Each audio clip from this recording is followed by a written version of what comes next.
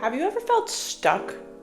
Like, no matter what you do, things in life just won't change? What if I told you there were 5 simple steps you could start tonight to transform everything you know and turn it into everything you desire? If you'd like more of this kind of content, like, subscribe, comment below, let me know anything else that you might be interested in hearing from. But step 1 that I've used many a time to transform my life is shifting my perspective. Things only have meaning if we attach it to them. Whether it's good and bad, those are things that we perceive and then attach to it. Whether something is favorable, unfavorable, best day ever, worst day ever, it's all just perceptions. The raw reality and truth of things just are. So, instead of looking outside the window and being like, it's a rainy Monday, today's gonna stink, find ways to reframe that. Find ways to find the blessings involved in the joyous parts of the things that may not be your favorite, and it might feel difficult and silly at first, but as you get used to it, you understand that by allowing yourself that mental flexibility to shift out of what you are perceiving as negative and dense and unfair or unfavorable, you start to release your emotional attachment to it. For example, I work outside and it was pouring the other day. The streets were flooded, the visibility was bad, and I was a bit nervous, to be honest. But as I was driving around, I realized rain is necessary. Rain's a good thing. I was thankful for the plants and the trees that we were able to get some water for them because it's been extremely dry where I live. I was thankful that I had a roof over my head and warm clothes on my body. In fact, multiple pairs in case they got soaked through. I was thankful for my umbrella. I was thankful for the opportunity to earn a living. And I was thankful that even though it was pouring, the weather was a bit milder, so I wasn't freezing in the rain too. By allowing myself to shift how I felt about the rain, instead of waking up grumpy and allowing that grumpy energy to carry through and really set the tone for the day, I was able to remove that energetic attachment to the weather because, quite frankly, we can't change the weather. And if you can't beat them, join them. So instead, I decided to just embrace the rain, allowing it to be that reminder that that next sunny day we were getting was going to feel that much sweeter. And I've done this in other areas of my life where I'm finding resistance or lack of motivation to do something, or if I have to go somewhere, any type of scenario that you might feel as though just isn't favorable or gives you the ick, that's all perception at the end of the day. And you are in charge of the way that you perceive things. You have that power, and it takes taking a deep breath and taking a step back and realizing, okay, this is provoking something unpleasant in me. How can I shift it into the positive? How can I look at it at a different light? That little bit of curiosity allows you to change the way you look at things, and in turn, the things you look at change. When I embraced that rain, I was stuck in traffic for the densest downpours, and I was walking around during some of the more mild precipitation rates of it, and I was so thankful. And it could be because of anything, but I truly believe that I happened to time my day accordingly based off of the gratitude that I held and the mindfulness that I showed. By shifting your perspective, you can step out of that victim mentality that just burns precious energy and shift into, how is this happening for me? What blessings can come from this? What can I learn from this? How is this helping me grow and evolve? Because unfortunately, the human condition is built around suffering. There's tons of suffering in this third dimension, and there's really no avoiding it. But if we weren't forced to be pushed out of our comfort zone and feel a little bit of resistance here and there, we wouldn't be able to enjoy the high points. We wouldn't be forced to grow and to evolve and to shift and change and to release the things that we really need to in this life. So shifting perspective can take on so many different lenses. It can be used in so many different ways, and I found it to be really productive in being able to move through those times that normally my brain would default to being, oh, I don't want to do that, oh, I don't like this, that type of energy. Where in reality, everything is what you make of it. Some people love the rain. I remind myself that some people love the rain. Some people love the winter. Some people hate the sunny summer days. Those people are out there. They're just not us. And when we're living in our little heads all the time, we forget that. Things aren't black and white. Things are very much gray. The second thing you can do starting tonight to transform your reality is manifesting accordingly. I think the word manifesting gets tossed around a bunch, and a lot of people that don't enjoy it are under the impression that you sit and picture it and all of a sudden it pops into your life. That's not how manifesting works. Manifesting is so powerful, and it has helped me transform and bridge the gap between what I want and how I feel about it and where I am in this very moment. I'm in the middle of manifesting a completely different reality for myself. And at first, when I really wanted these things, I was filled up with tons of resistance because I could feel where I am, I could feel where I wanted to go, and I could feel the energetic misalignment. And by manifesting, you can sit and you can visualize. And not all of us are great at picturing things. You know, some of us can smell where we want to be or feel where we want to be. You know, there's tons of different recorded guided meditations and steps that you can work through. But what I would do is I would sit down in the morning and I'd close my eyes and I'd take a deep breath and I would picture my dream life. Picture the details. What am I wearing? What am I looking out at? Where am I? How do I feel? And what are the different things I'm going to do with my day in my dream life? And how are those going to feel? How is it going to smell where I am? How is the air going to feel on my skin? The clothes that I'm wearing, the food that I'm eating, the emotions that I'm feeling, the thoughts that I'm having. When we turn it into this very completely sensory experience, that's manifesting. What we're doing there is allowing our brains to try on for size the experience ahead of time. When you sit there and you allow your senses to be fully engaged and you allow your emotions to really come into the space, because feeling is the key, your brain can't tell the difference if you're living out something in this physical reality or if you're playing it through your mind. And as I would picture myself manifesting, sitting there in my dream space, in the middle of nature, with my van, and my laptop, my cup of coffee, I could hear the birds chirping, I could feel the dirt beneath my bare feet, the sun would shine on my face, I could smell the fresh air, smell the coffee, smell the incense I have burning, and I would just feel so grateful for this life of mine that I've created.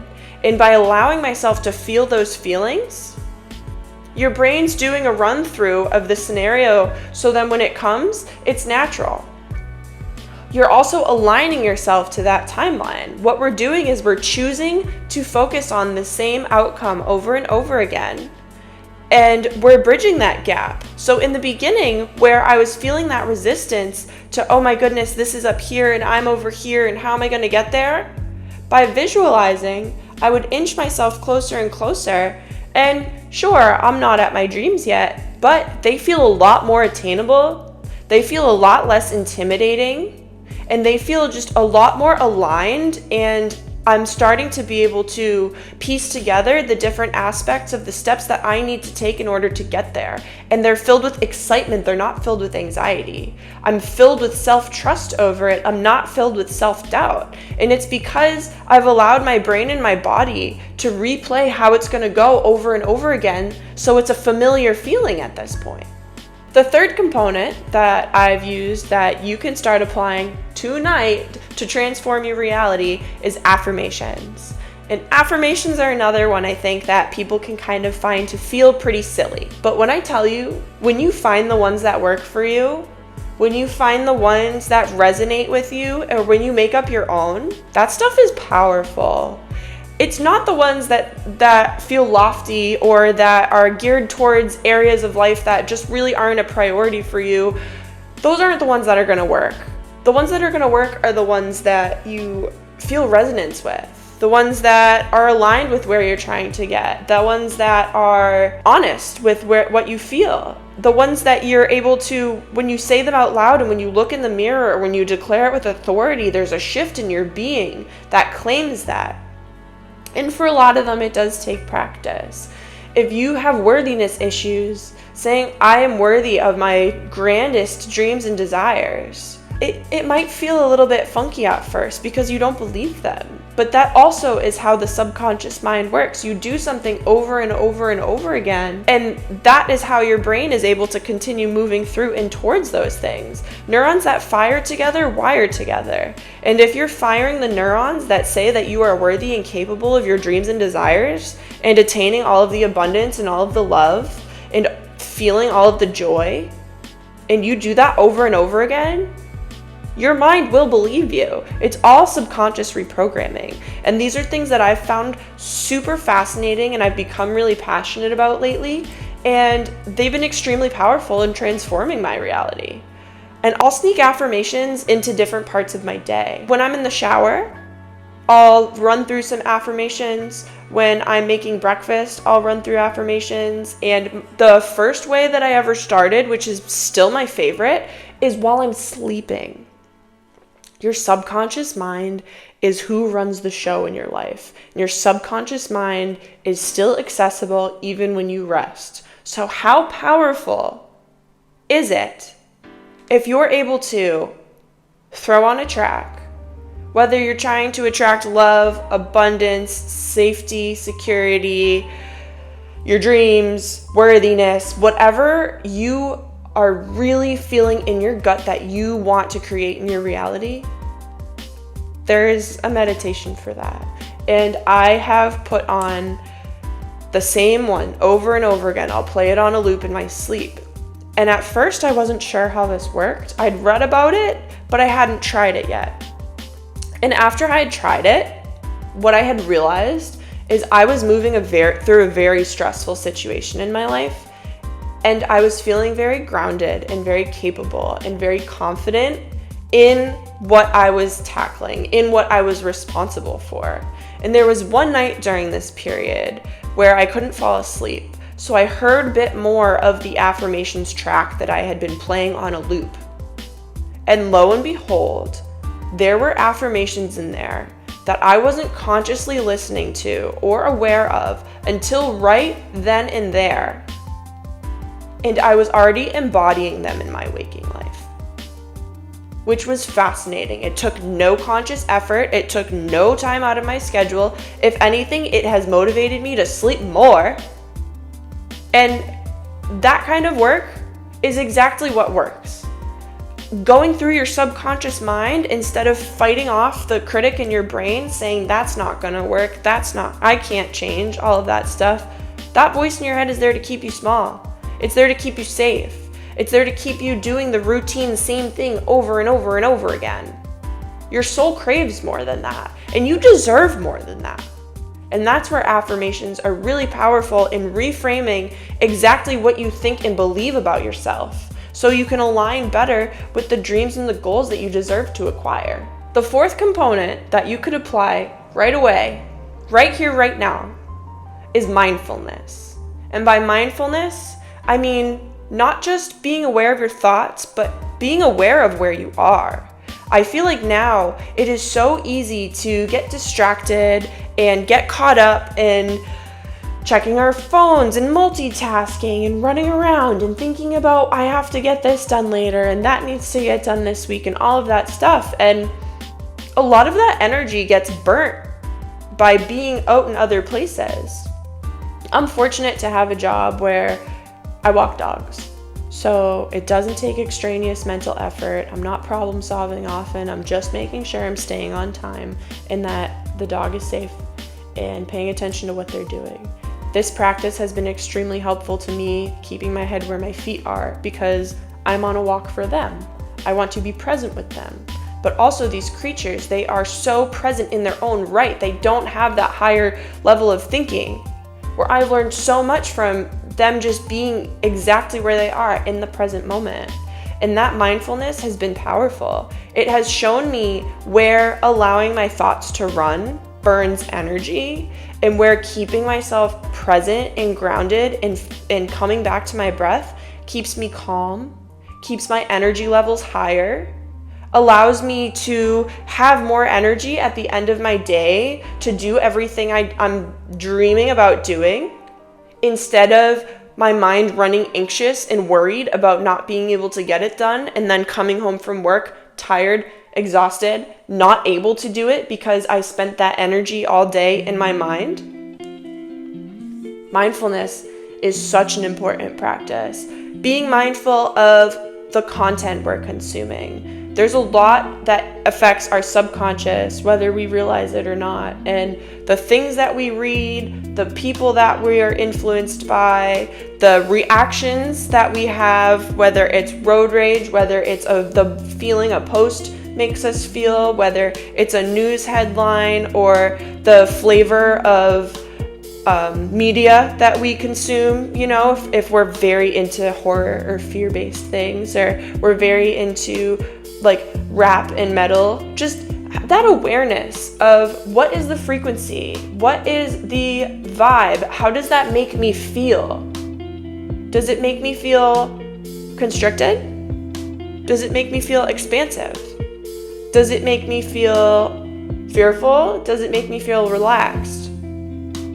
There's so many different ways that we can start to pay attention to what we're doing and focus on where we are and our goals, and bridging the gap between where we are now and where we want to be, by allowing those be really the only two things we focus on. At the same time, what's really important when you're trying to get out of where you are and into where you want to be is allowing yourself to release that. Hold the vision, do the work, picture it, feel it, affirm it, and then let it go.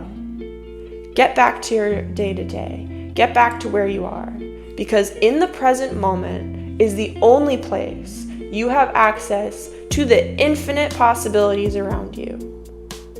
The second you choose to worry about the past, to feel guilty or shameful or regretful or resentful, that's when you decide to cut yourself off from what the better things that could be coming for you. The word decision literally means to cut.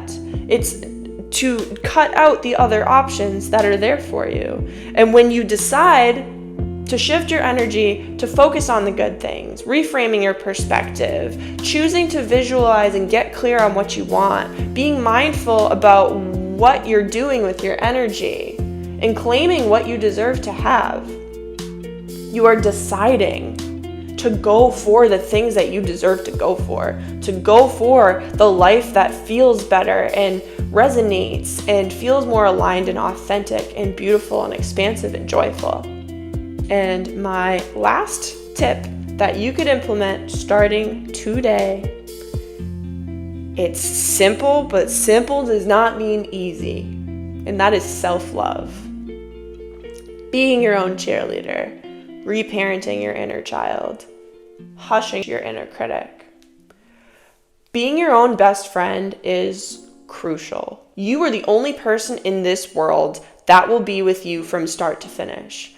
Parents die, friends come and go, not all relationships last. You've lived in multiple homes, I'm sure, had multiple jobs, had different friends, experienced loss, whatever it is. The only constant in your life is yourself. And if you are judging yourself, if you are belittling yourself, if you are not proud of yourself, how are you supposed to be able to get to where you need to be? How are you supposed to create a greater reality? The quote, "As within, so without." The way we feel about ourselves is the way that we're experiencing our reality, is the way that we have chosen the things that influence us and the things that surround us.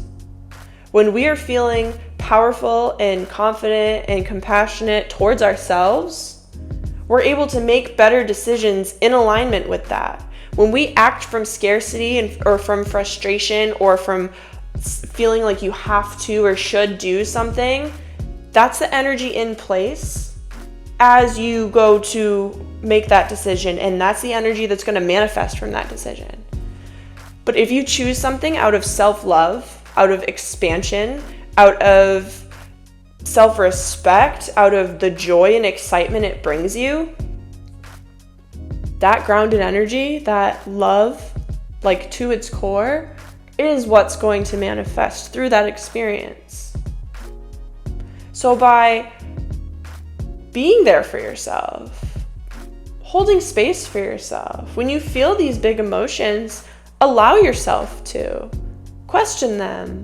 Ask yourself what you need. Close your eyes and say, what can I do for you? What are you feeling right now? How can I best be of service to you in this moment? Do you need a break? Do you need reassurance? Do you need reminders that you are loved and worthy of everything that you do desire? What do you need? Your needs are important.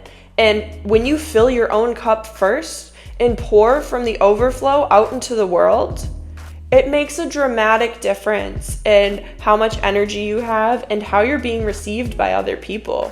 If you're pouring into everyone else's cup before you're pouring into your own, that lack, that scarcity, that burnout, that frazzled, fried type of energy, that's what's going to be felt. But when you love yourself and support yourself and nourish yourself and reparent that inner child, when you get triggered, hold space for yourself. It's okay that a trigger comes up. It's okay that something frustrated you. It's okay.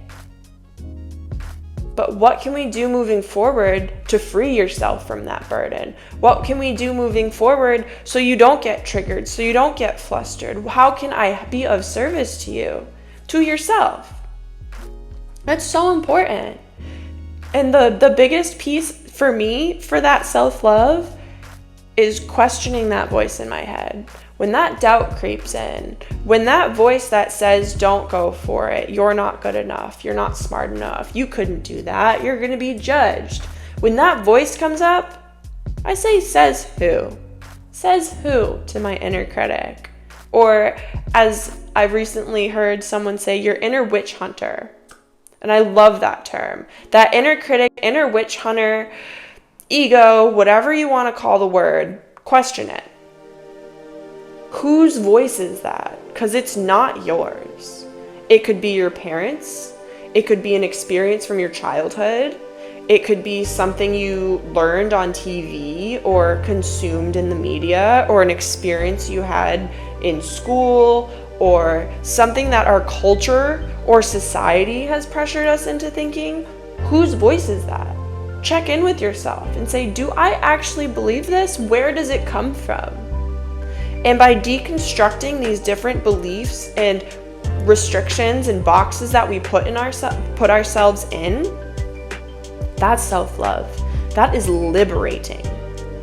So with that, I will leave you to it. Again, if you like this kind of content, I'd love to dive further into some more steps or further into these steps. But yeah, let me know. Thanks for being here. My name's Liv. Have a great day.